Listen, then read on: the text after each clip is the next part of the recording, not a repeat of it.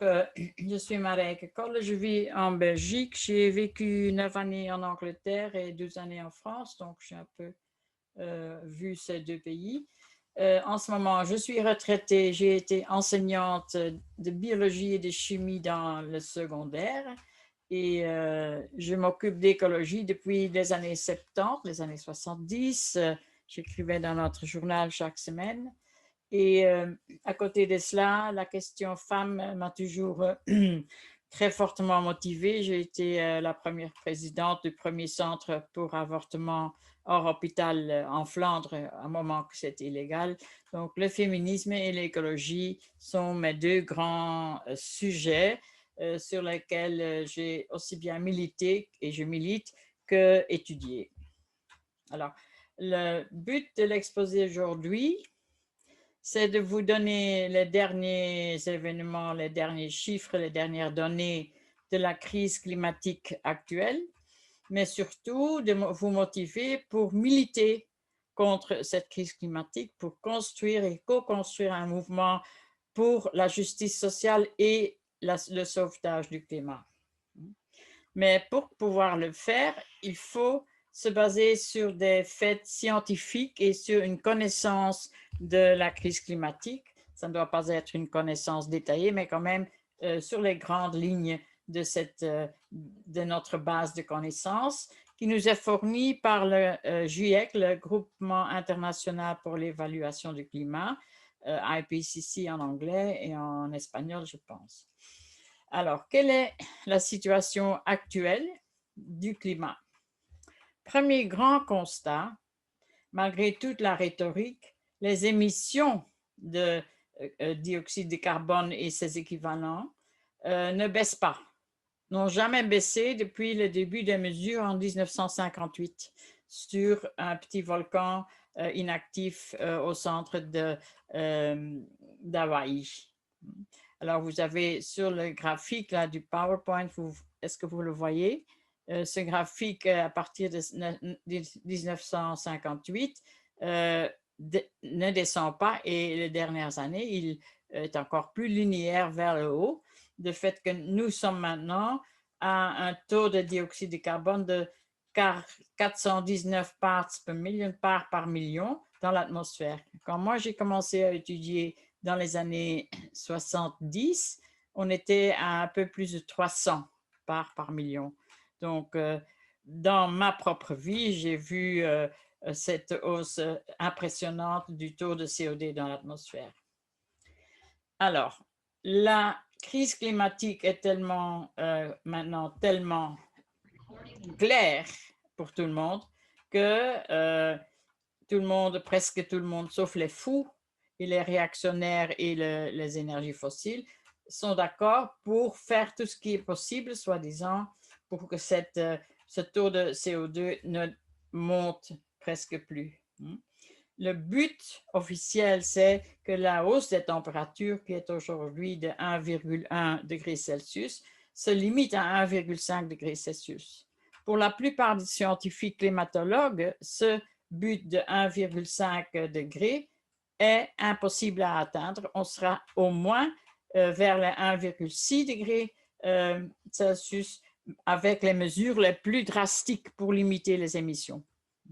Donc, le total des émissions qui serait encore permis pour rester en dessous de 1,5 degré, c'est 500 gigatonnes de CO2. C'est ce qui s'appelle le budget carbone. Alors, les émissions nettes actuelles de la planète de CO2 sont de 40 gigatonnes par an, ce qui fait qu'on a encore 10 ans devant nous, on pourra émettre. Après, les émissions ne seront plus permises. Donc, dans le scénario actuel, il y a plusieurs scénarios. Dans le scénario où on ne fait rien, business as usual, on prévoit vers 2100 une hausse des températures de la Terre de 4,4 à 5,7 degrés Celsius. C'est inimaginable. La Terre n'a jamais été aussi chaude pendant la période récente d'1 million d'années. Donc, en plus, ce qu'on voit aussi, c'est que les émissions de méthane c'est un gaz à effet de serre 6 fois plus fort que le CO2. Les émissions de méthane augmentent en ce moment par le réchauffement du permafrost ou pergélisol, les sols gelés autour de l'Arctique. Alors, la fonte de ce permafrost donnera probablement un demi-degré de Celsius en plus. Et donc, même avec un scénario qui est au maximum de limiter les émissions, il y aura des imprévus de réponses abruptes et des points de bascule dans le système écologique. Ça ne peut pas être exclu et ce n'est pas prédisable. On ne peut pas le prévoir parce que ça ne rentre pas dans aucun modèle. En plus, nous savons maintenant en préparation de Glasgow que les plans climat des gouvernements sont des soi-disant contributions nationalement déterminées. Les plans climat des gouvernements sont actuellement totalement insuffisants et nous mèneraient vers un réchauffement de 3,5 degrés Celsius. Donc, on peut dire que la question primaire que chaque personne normale se pose, c'est comment limiter les émissions de CO2. Ce n'est pas du tout résolu et ce n'est même pas envisagé dans la pratique. Le résultat de tout cela, c'est que le réchauffement et l'accélération du réchauffement actuel continuent. Attends. Voilà. La température de surface de notre Terre est ici sur un graphique qui, je ne vois plus les années, attends, oui, c'est pas grave.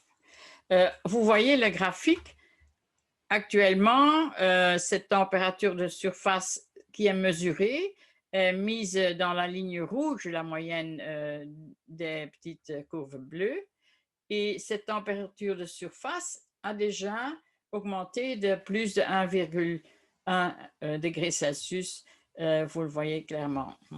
Donc, température de surface absolument hors contrôle. Alors, ce réchauffement de la Terre est inégal sur la Terre. Par exemple, la température des terres augmente beaucoup plus vite que la température de la surface des océans.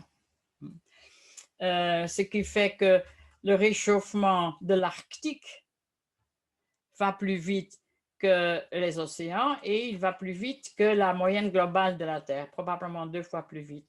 L'été passé, on a mesuré 32 degrés Celsius en Finlande, dans le nord de la Sibérie, et dans l'Arctique en général, on a eu des températures qu'on n'avait jamais de l'histoire humaine enregistrées.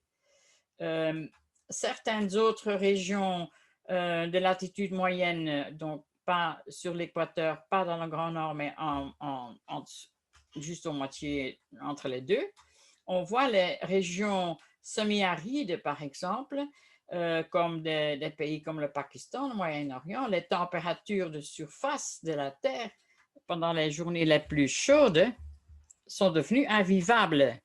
Je me rappelle les camarades du Pakistan me racontant qu'en été, maintenant, beaucoup de gens dans les villes, et la plupart des gens au Pakistan n'ont pas d'air conditionné, beaucoup de gens ne sortent pas de leur maison parce qu'il fait tout simplement invivablement chaud dehors. Donc, ce qui fait que les gens n'ont pas assez de soleil, qu'ils attrapent ce que nous, on attrape dans le nord de la planète, un manque de soleil, et le blues du manque de soleil frappe très fort. Des températures en ville font que plusieurs villes auront des journées et des journées complètement invivables. C'est ce qui a été vécu aussi dans le nord-ouest des États-Unis et du Canada cet été déjà. Des températures qui ne descendent pas la nuit, en dessous de 30 degrés Celsius, par exemple. Donc, réchauffement qui s'accélère et qui est inégal le long de la planète, dans les différentes régions de la planète. Là, ici, attends, je fais un peu... Voilà, comme ça, est-ce que vous pouvez voir les graphiques qui montrent les différents indicateurs du climat qui sont tous, qui forment tous la même tendance. Le premier, c'est les émissions. Le deuxième, c'est les émissions de méthane, donc ce gaz très fort dont les émissions accélèrent encore dans le temps. Ensuite, il y a l'oxyde nitreux qui est aussi un fort gaz à effet de serre. Puis, il y a la surface de température. Puis, ce qui descend aussi, c'est la quantité de glace dans la mer Arctique. Ensuite, la masse de glace sur le Groenland qui descend très, très vite. Même chose sur le pôle sud, en Antarctique, la charge en glace diminue fortement. Et aussi l'épaisseur de la couche de glace. Ce qui ensuite est montré, c'est le gradient de température dans les océans. Ensuite, il y a l'acidité des océans. Ça descend, ça veut dire que ça descend très fortement ici. Ça veut dire que l'acidité augmente fortement, ce qui est un danger immédiat pour la vie marine. Ensuite, il y a... oui, il y a encore 2 graphiques. Voilà, je laisse comme ça.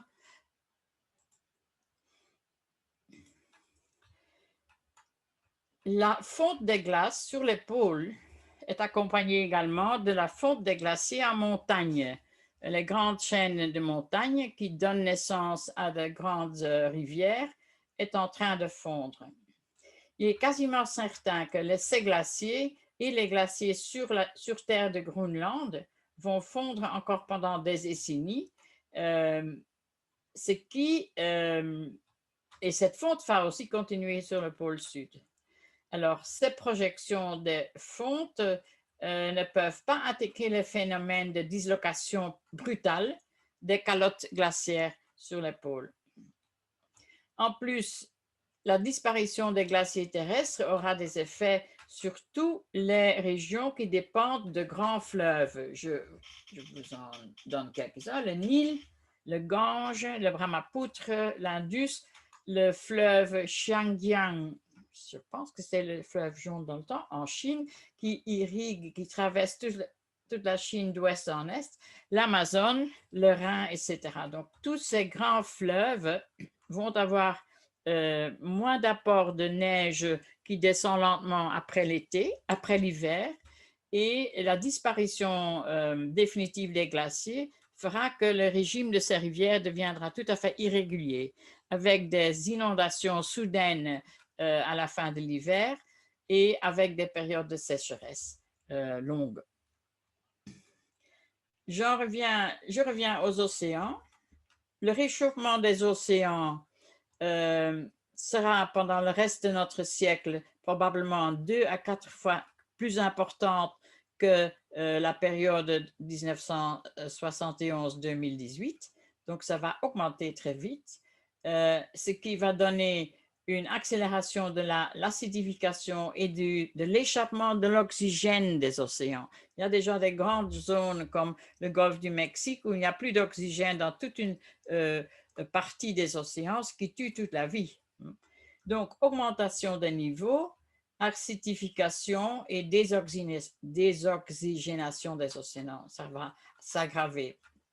En plus, les conséquences pour la vie marine, c'est la mort des coraux à cause de l'hausse de la température, la mort des organismes à coquilles en calcaire à cause de l'acidification, et la température a aussi pour effet que la taille des poissons diminue.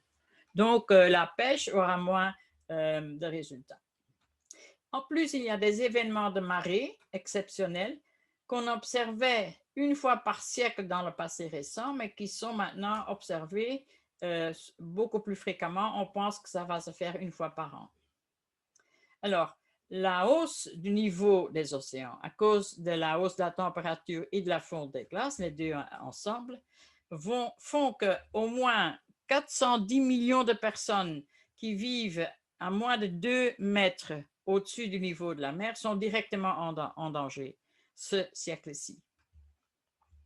En Chine, en Inde, en Égypte, des pays comme le Bangladesh, des régions comme toute la Floride aux États-Unis, sont des régions où une montée du niveau de la mer de 50 mètres obligera des dizaines de millions de personnes à déménager. Et on perdra des grandes surfaces de terre arables, par exemple, des plaines fertiles autour du Nil, etc. Donc, le changement des océans sera probablement un des effets durables, mais qui a commencé et qu'on ne pourra plus arrêter maintenant avec la diminution, même avec une diminution à zéro de les émissions. Ensuite, il y a des phénomènes climatiques qui sont... Attends, je vais les chercher. Des phénomènes climatiques qui sont liés à ce réchauffement des pôles. Donc ici, j'ai une photo d'un grand glacier en Antarctique qui est en train de se désagréger. Vous voyez sur la photo. Et ensuite, il y a autour des pôles, en temps normal, un vent circumpolaire, le jet stream, qui est causé par le fait qu'en dessous, au sud du jet stream, il fait plus chaud et au nord, il fait plus froid. Alors ça donne des systèmes d'anticyclones et de cyclones qui sont la cause d'un vent circumpolaire. Il circule autour des pôles à une certaine vitesse assez grande.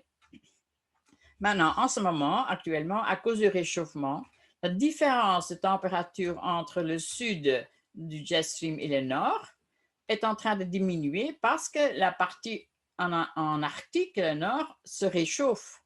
Ce qui fait que la différence de température devient moins grande, ce qui ralentit le jet stream, le vent circumpolaire normal. Et quand il ralentit, il peut commencer à être irrégulier et à onduler. C'est ce qu'on voit dans la deuxième partie du graphique. C'est un jet stream plus faible où l'ondulation fait qu'il y a des systèmes assez nouveaux de blocage du temps que les gens vivent journalièrement, à la journée. Il y a donc des endroits où il y a un vent qui vient du sud et qui est bloqué par le vent du nord en bleu qui descend. Et donc, il y a eu des épisodes de chaleur très longues, comme cet été à l'ouest des États-Unis et du Canada, ou comme la période de froid intense au Texas l'hiver passé, ici. En ce moment, on a vécu en Belgique et en Belgique et en Allemagne. Attends, j'ai fait quelque chose avec mon truc. On a vécu des pluies torrentielles en Allemagne, en Belgique, aux Pays-Bas et en Suisse au mois de juillet.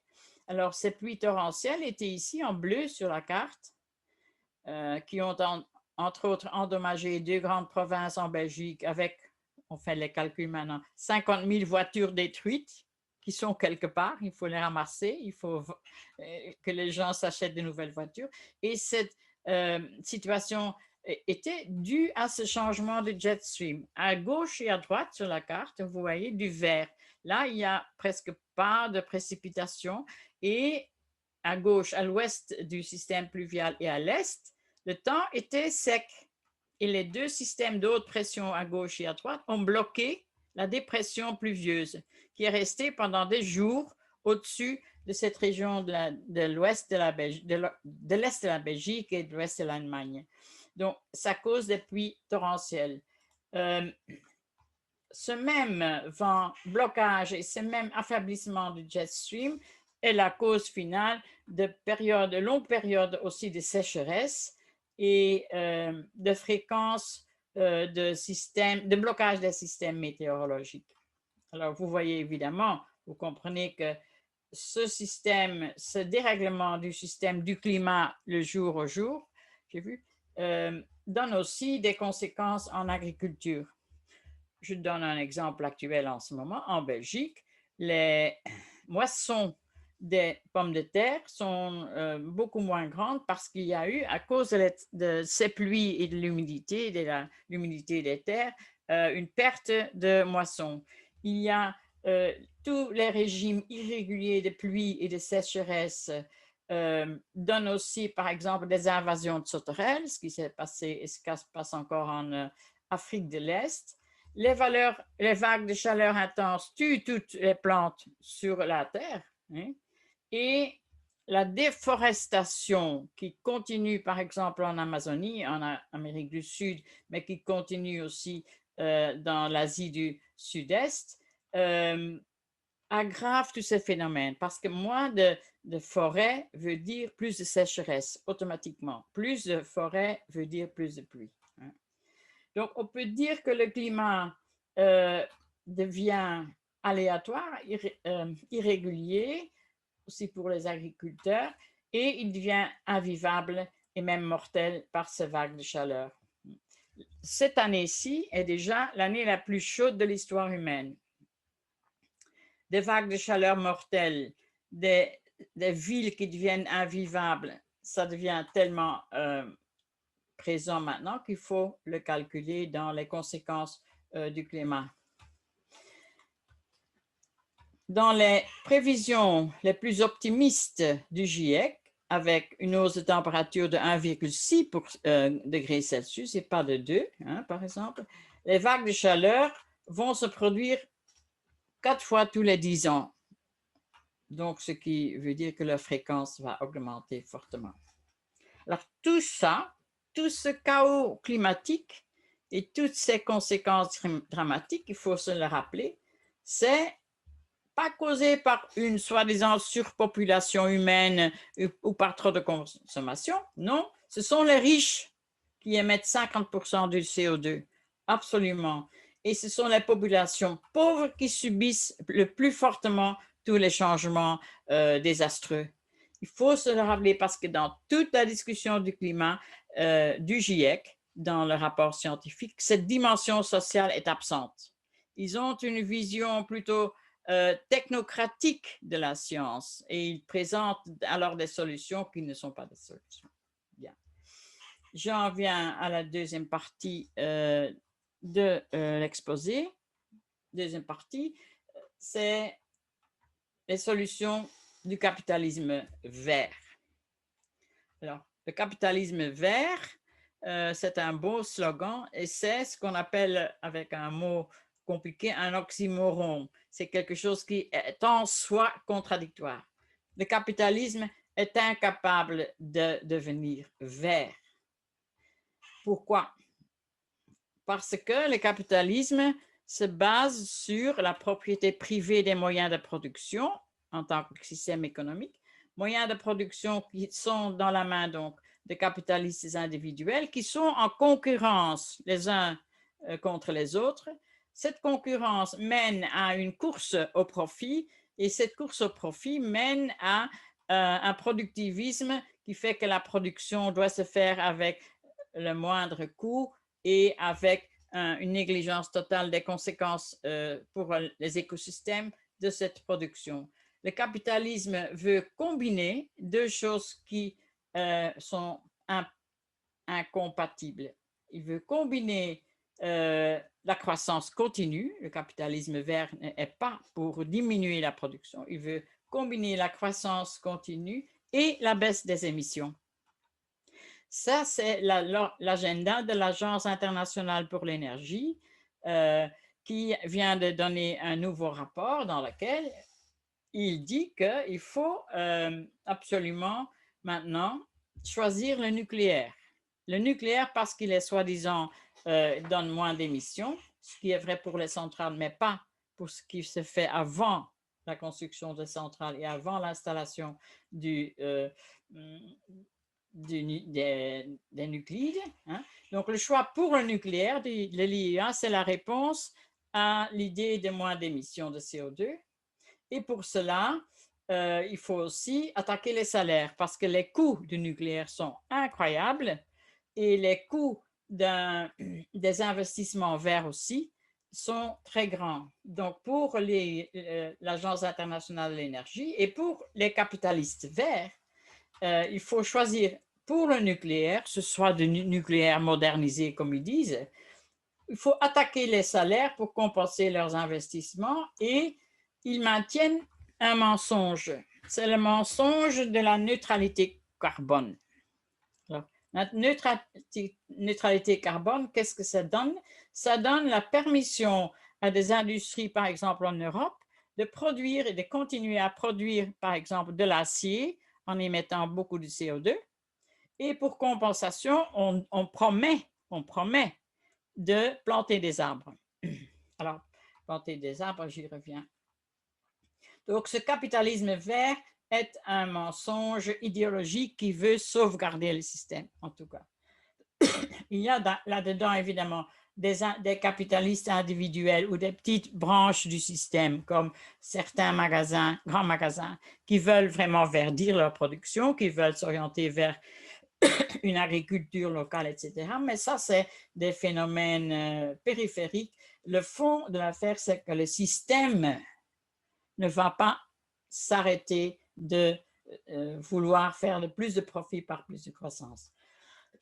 Ensuite, il y a évidemment le lobby fossile. Le lobby fossile qui se défend bec et ongle, qui continue à planifier, pour commencer, des installations électriques à charbon, comme en Chine, qui continue à l'extraction d'huile, de pétrole et de gaz, et qui maintenant va essayer de contourner les idées de la production de l'hydrogène pour avoir un combustible propre. Parce que l'hydrogène, on peut le produire à partir du gaz naturel. On peut aussi le produire à partir du CO2. Non, pardon. L'hydrogène, on peut le produire à partir de l'hydrolyse électrique de l'eau. Ça, c'est la façon la plus propre. Maintenant, Biden, par exemple, le président actuel des États-Unis, a mis sur pied un plan pour le climat dans lequel il promeut l'hydrogène. Et par cela, il donne un cadeau aux énergies fossiles parce qu'il prévoit que l'hydrogène pourra être produit par un mélange de gaz naturel et d'eau, ce qui est de l'hydrogène qui n'est pas du tout neutre ou qui n'est pas du tout sans émission. Et donc, le plan hydrogène de Biden, c'est un plan caché pour continuer à subventionner les énergies fossiles. Donc, ce lobby fossile, il existe évidemment dans les grands pays pétroliers comme au Moyen-Orient avec l'Arabie saoudite, mais aussi la production de pétrole dans plein de pays du soi-disant tiers-monde. Donc, ça continue à extraire du pétrole de la terre. L'interdiction d'utiliser de l'extraction de pétrole et de gaz naturels est une des revendications centrales de tout mouvement climat, puisqu'on veut diminuer les émissions. Hein? Ensuite, dans ce capitalisme vert, il y a un lobby agrochimique qui continue à grande échelle, d'abord d'accaparer les terres, ensuite d'installer des monocultures pour l'exportation et à détruire une agriculture écologique, enfin, les mots agriculture écologique, on peut discuter du mot, il y a plusieurs termes qu'on peut utiliser, mais c'est-à-dire une agriculture sans pesticides, une agriculture diverse, orientée vers la nourriture locale, vers les besoins du peuple dans la région, une agriculture écologique qui combine l'agriculture avec qui combine élevage d'animaux très peu, avec surtout beaucoup de légumes et d'arbres. Une agriculture écologique qui est rentable partout dans le monde, à condition qu'on compte aussi tous les coûts actuels qui sont nécessaires pour l'agriculture agrochimique. L'agriculture agrochimique détruit pas seulement des écosystèmes naturels comme des forêts, mais il détruit actuellement aussi à grande échelle les sols partout où il y a de l'agriculture, en Europe, aux États-Unis, en Amérique du Nord, au Canada, etc. Cette agrochimie est un lobby très fort lié au grand secteur financier partout, et c'est un lobby qui rencontrent très peu de résistance et dont les agissements ne sont pas assez compris dans le mouvement climatique, je pense. Alors, ce lobby agrochimique qui s'oriente vers des plantations, c'est du néocolonialisme aussi, mais il détruit aussi la possibilité de vivre des peuples indigènes. Et ça, c'est un des grands crimes actuels. Bolsonaro, on dit parfois que c'est une caricature, mais ce n'est pas vrai. C'est du réel, Bolsonaro au Brésil. Ce n'est pas une caricature. Il détruit, il tue les peuples indigènes. Il le dit. Il dit que ce sont des rats qu'il faut éliminer. C'est un génocide qui est permis par des milices paramilitaires, etc. Et par la destruction des écosystèmes. En plus, dans les solutions du capitalisme vert, un des éléments qui est toujours mis en avant, c'est que nous, on doit faire mieux. Nous, c'est toi et moi, c'est les peuples, c'est les gens normaux. On nous culpabilise. On culpabilise les populations en disant il faut consommer moins, il faut rouler moins et c'est la cause de la crise climatique, ce n'est pas la structure économique ou la structure du fonctionnement du système capitaliste. Non, la cause de la crise écologique et climatique, c'est nous tous, la population. Il y a trop de gens sur Terre. Il y a toujours cette idéologie malthusienne qui dit que c'est parce qu'il y a trop de gens qui veulent tous vivre comme un Américain avec de l'air conditionné et deux voitures dans le garage, c'est à cause de nous que la crise climatique est là. Mais en même temps, on ne dit pas que nous, le peuple, les gens, on n'a aucun contrôle sur ce qui est produit, comment les choses sont produites, par où les productions passent, comment les transports sont organisés des usines textiles de Chine vers l'Europe occidentale ou vers les États-Unis, etc., les grands conteneurs. Et donc, on culpabilise les populations, puis on nous donne des illusions qu'on peut être vertueux dans la vie quotidienne. Même certains capitalistes vont encourager le véganisme, quand ils ne sont pas intéressés dans le secteur de l'élevage d'animaux. On va nous culpabiliser et nous donner en même temps une bonne conscience par des actions individuelles qui n'aident pas grand-chose. Je vous donne un exemple. On nous culpabilise qu'on mange trop de viande en tant qu'individu, mais si tous les Belges, par exemple, dont je connais les chiffres, ne mangeaient plus de viande, il y aura toujours 6 millions de poulets exportés par an, parce que la production des poulets, c'est pour l'exportation. Il y aura toujours des millions de tonnes de patates congelées en frites exportées par la Belgique. Je crois que ce n'est qu'un tiers des pommes de terre cultivées en Belgique qui servent à la consommation locale. Le reste, c'est des frites congelées exportées partout dans le monde. Donc, vous voyez que ce discours-là, les structures économiques qui impactent directement sur le climat, on n'en parle pas. Et on nous dit à nous, soyez vertueux, mangez moins de ci, mangez moins de ça, n'utilisez pas trop votre voiture.